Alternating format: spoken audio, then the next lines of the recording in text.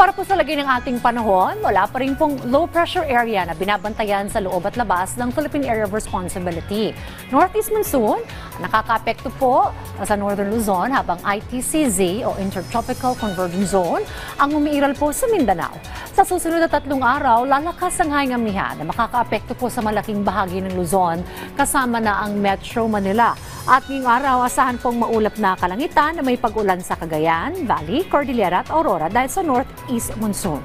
Mga isolated na mahinang pag-ulan naman po ang mararanasan sa Ilocos Region. Dahil naman sa ITCZ, kalat-kalat ng mga pag-ulan na may kasamang pagkulog at pagkidlat sa Mindanao. Habang dito po sa Metro Manila at lalabing bahagi ng bansa, asahan din ng pulo-pulong mahinang pag-ulan o pagkulog at pagkidlat dulot po ng localized thunderstorms. Ang araw po ay sumikat kaninang 6:03 ng umaga at lulubog po yan mamayang 5:24 ng hapon.